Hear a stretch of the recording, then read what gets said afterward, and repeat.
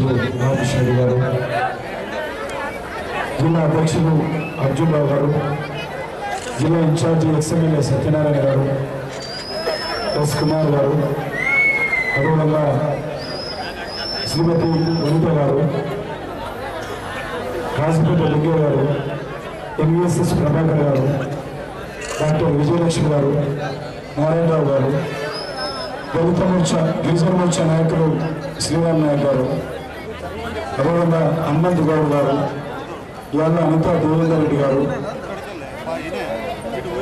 అదేవిధంగా పెద్దలు మాజీ ఎంపీ నాయకులు బ్రహ్మయ్య గారు, అదేవిధంగా భుజుల గంగారెడ్డి గారు, అంజయ్య గారు, గంగుల రంగారెడ్డి గారు, శ్రీనివాస్ గారు, నర్సారెడ్డి గారు, గుండయ్య గారు, వైకుంఠం గారు, కుమార్ గారు, రామగోపాల్ రెడ్డి గారు, ఎంఆర్పిఎస్ నాయకులు, అదేవిధంగా అఖిల భారతీయ విద్యా పరిషత్ కార్యకర్తలు, ఆంధ్రప్రదేశ్ ఉపకార సంఘం కార్యకర్తలు, అదేవిధంగా పొలిటికల్ జేఏసీకి సంబంధించినటువంటి పెద్దలు, వివిధ కుల సంఘాలకు సంబంధించినటువంటి పెద్దలు, ఈ కార్యక్రమంలో పాల్గొంటున్నటువంటి తెలంగాణ ముద్దుబిడ్డలు, సోదరు సోదరులు, ఈ యొక్క తెలంగాణ పౌరసభ ఈ నెల 19న ప్రారంభించడం జరిగింది. ఇప్పటికే 11 రోజులైంది.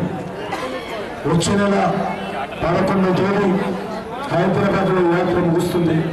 10 జిల్లాలలో ఈ రకంగా 104 మండల కేంద్రాలలో అనేక గ్రామాలలో 3,600 కిలోమీటర్లు యాత్ర తిరిగి తెలంగాణ ప్రజలకు ఒక భరోసా ఇవ్వాలని భారతీయ జనతా పార్టీ యాత్ర చేపట్టింది. భరోసా ఎందుకని మీకు అనుకుంటారు. ఎందుకంటే భారతీయ జనతా పార్టీ గత అనేక సంవత్సరాలుగా తెలంగాణ రాష్ట్ర సాధన కోసం పనిచేస్తూ ఉంది.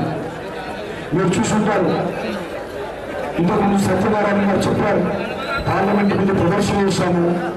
పార్లమెంట్ లోపల సుష్మా స్వరాజ్ గారు సోనియా గాంధీని, మన్మోహన్ సింగ్ గారిని తెలంగాణ విషయంలో తెలంగాణ ప్రజల మీద పోలీసుల ద్వారా అణిచివేత విధానాన్ని కానీ, తెలంగాణ విద్యార్థుల మీద 70 బుల్లెట్ల విషయంలో కానీ, తెలంగాణ ఉద్యోగస్తులను వేధింపు విషయంలో కానీ, తెలంగాణ చిరకాల వంచినటువంటి ప్రత్యేక రాష్ట్ర ఏర్పాటు విషయంలో కానీ పార్లమెంటులో మొట్టమొదటిసారిగా మాట్లాడింది.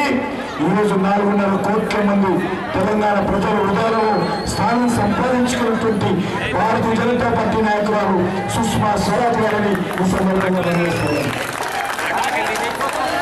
అదేవిధంగా ఈరోజు సాగునీరు లేక, తాగునీరు లేక తెలంగాణ ప్రజలు ఇబ్బంది పడుతున్నటువంటి నేపథ్యంలో ఈరోజు భారతీయ జనతా పార్టీ ద్వారా తెలంగాణ రాష్ట్రం సాధన ద్వారానే ఈరోజు గ్రామాలు బాగుపడతాయి, సాగునీరు దొరుకుతుంది, తాగునీరు దొరుకుతుంది. మనకు స్వాతంత్రం వచ్చి 65 సంవత్సరాలు కావస్తుంది. ఇంకా గ్రామీణ ప్రాంతాలలో రైతులు అనేక రకాల ఇబ్బందులు గురవుతున్నారు, రైతులు అనేక రకాల ఇబ్బందులు గురవుతున్నారు, చేతులతో కనుగొనలేకపోతున్నాయి. ఈరోజు చేనేత కార్మికులు కానీ, గీత కార్మికులు కానీ, మత్స్య కార్మికులు కానీ, గొర్రె కాపర్లు కానీ, కమ్మరి కుమ్మరి వడ్రంగి కానీ అనేకమైనటువంటి కులాలు ఈరోజు ప్రభుత్వం నుంచి ఏ రకాల సహాయం లేక విరాళాలకు గురైపోయి ఈరోజు ఇబ్బందులు పడుతున్నటువంటి నేపథ్యంలో ఈరోజు తెలంగాణ సాధన ద్వారా ఈ సమస్యలు పరిష్కారం అవుతాయి. తెలంగాణ వస్తేనే మన గోదావరి భూమి జలాలు మన ప్రాంతాలకు అన్ని గ్రామాలకు వస్తాయి. గోదావరి వస్తేనే, తెలంగాణ వస్తేనే మన ప్రాంతంలో సాగునీరు వస్తుంది. కాబట్టి ఈ ప్రాజెక్టులు పూర్తి కావాలంటే మన తెలంగాణ మనకు కావాలి. ఈరోజు రాష్ట్రంలో చూస్తున్నాము ఏ రకంగా రైతులు ఇబ్బంది పడుతూ ఉన్నారు.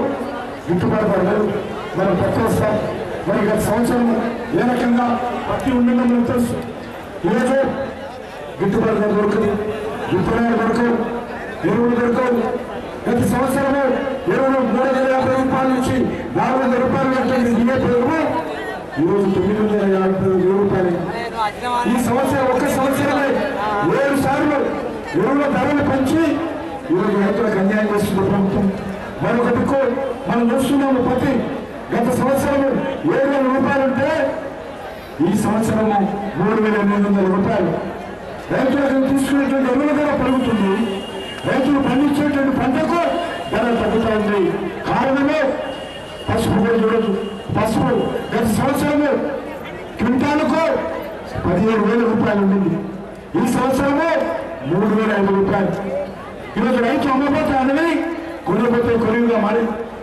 కారణము కాంగ్రెస్ పార్టీ నాయకులు ఈ యొక్క మధ్యకాలంలో వ్యాపారస్తుల కొమ్ము కాస్తూ అవినీతికి పాల్పడంతో ఈరోజు రైతులు అనేక రకాలుగా ఇబ్బందులు గురవుతున్నారు. భారతీయ జనతా పార్టీ ఈరోజు అందుకే రైతాంగాన్ని ఆదుకోవాలంటే, రైతుల పంటలకు నీరు కావాలంటే, రైతులకు 24 గంటలు కరెంట్ ఇవ్వాలంటే ఈరోజు మన తెలంగాణ మనకు కావాలి. అప్పుడే ఈరోజు ఈ యొక్క రైతుల కష్టాలు వెళ్తాయి. భారతీయ జనతా పార్టీ చెప్తుంది, తెలంగాణ ఏర్పడిన తర్వాత రైతాంగానికి ఏదైతే నరేంద్ర మోడీ గారు గుజరాత్ రాష్ట్రంలో గత 10 సంవత్సరాలుగా 24 గంటలు కరెంట్ ఇస్తాడు, 3 ఫేజ్ కరెంట్ ఇస్తాడు. ఎప్పుడు కూడా కరెంటు పోతూ 24 గంటల కరెంట్ ఇస్తున్నాడు.